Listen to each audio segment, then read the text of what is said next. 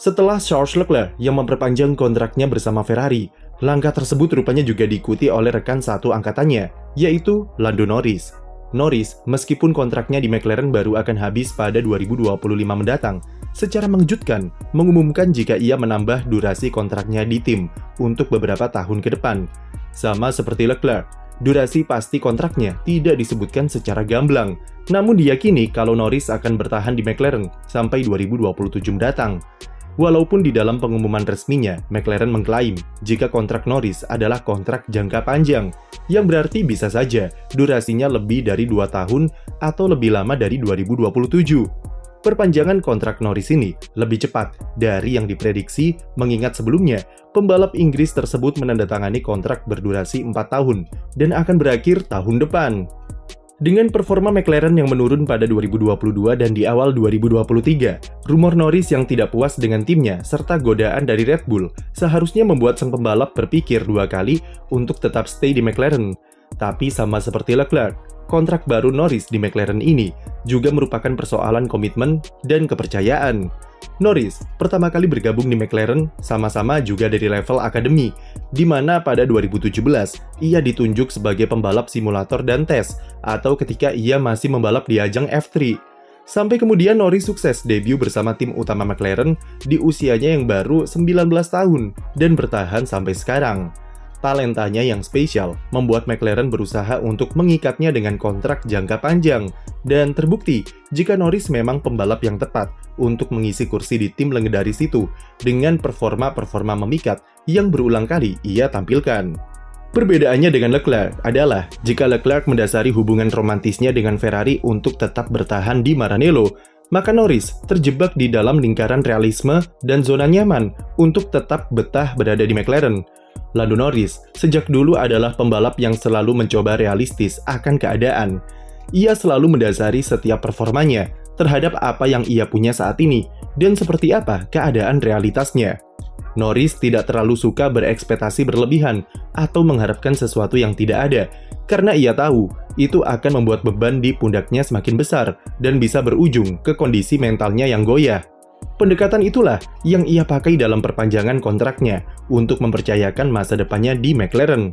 Posisi Norris saat ini sebenarnya sangat menguntungkan di meja negosiasi, karena dialah yang memegang kendali dengan performa yang ia tunjukkan musim lalu, serta melihat fakta jika Norris adalah aset terbesar McLaren.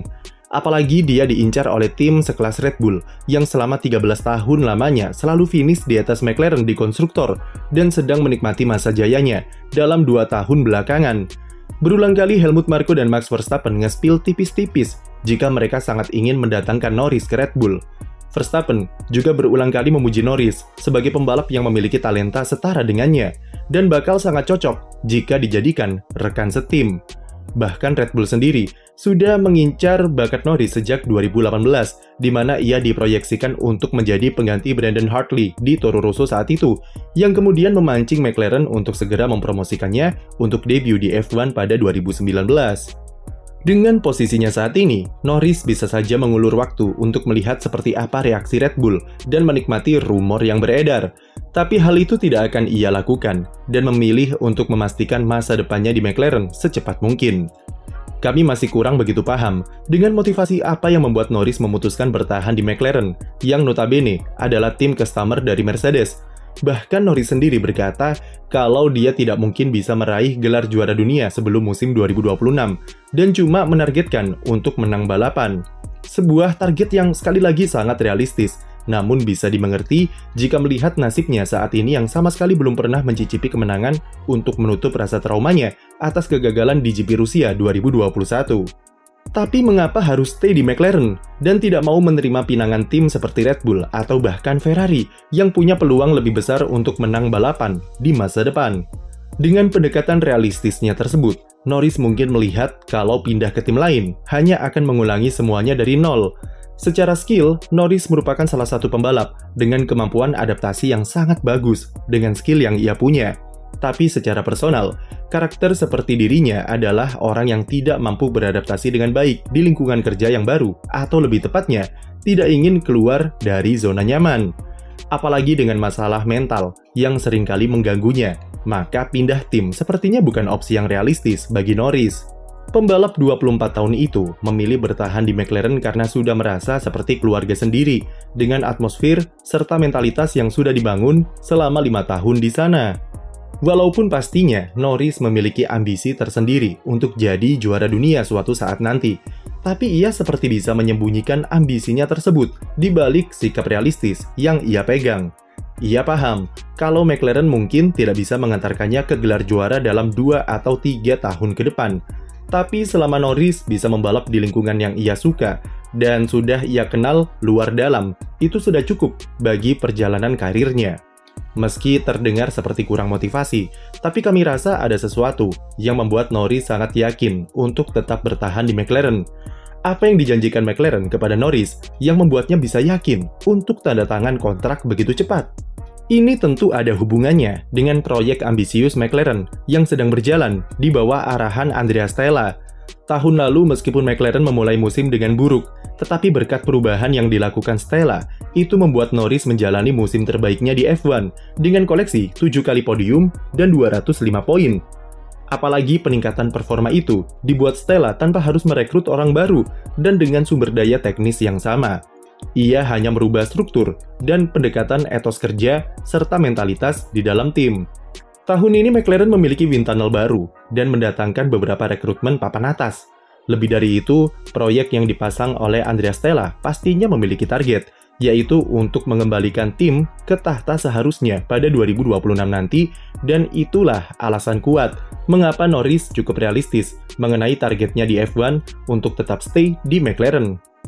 Hal yang menarik dari kontrak baru Norris ini adalah adanya kemungkinan klausul exit karena durasi kontraknya yang masih dirahasiakan, sama seperti di kasus Charles Leclerc. 2026 sepertinya adalah waktu favorit bagi pembalap untuk mengevaluasi kontraknya, karena di tahun pertama penerapan regulasi baru, setidaknya mereka bisa melihat seperti apa performa timnya dan tim lain dalam beberapa tahun ke depan. Apalagi untuk pembalap sekaliber Norris dan Leclerc, mereka tentu juga berpacu dengan waktu, dengan ambisinya masing-masing.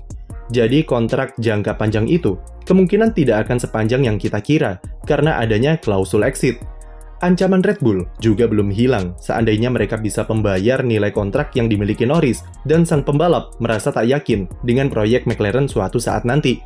Dua tantangan besar bagi Norris ke depannya adalah bagaimana caranya untuk memperbaiki mentalitasnya yang gampang goyah dan bagaimana caranya untuk tetap berada di atas Oscar Piastri. Norris dan Piastri setidaknya akan berada di tim yang sama sampai 2026 nanti. Tapi di tahun pertamanya saja di F1, Piastri sudah menunjukkan kapabilitasnya untuk bersaing dengan Lando musim lalu. Seiring dengan berjalannya waktu, Piastri pasti akan improve dan akan jadi tantangan bagi Norris untuk tetap mempertahankan posisinya sebagai pembalap utama di tim. Bukan cuma bagi Norris, tapi McLaren juga akan diuji dalam mengatur dinamika persaingan antara kedua pembalapnya itu dalam 3 tahun ke depan. Untuk sekarang posisinya jelas punya keunggulan dari segi kontrak dan value yang ia miliki sebagai aset penting di McLaren. Faktor kunci penentu sukses atau tidaknya Norris di masa depan tergantung bagaimana reaksinya terhadap performa McLaren. Jika seandainya McLaren tidak meyakinkan dan kembali inkonsisten, apakah Norris cukup berani untuk keluar dari zona nyamannya? Hanya waktu yang bisa menjawab pertanyaan itu. Sekian video dari kami, jangan lupa beri like dan subscribe untuk konten F1 lainnya.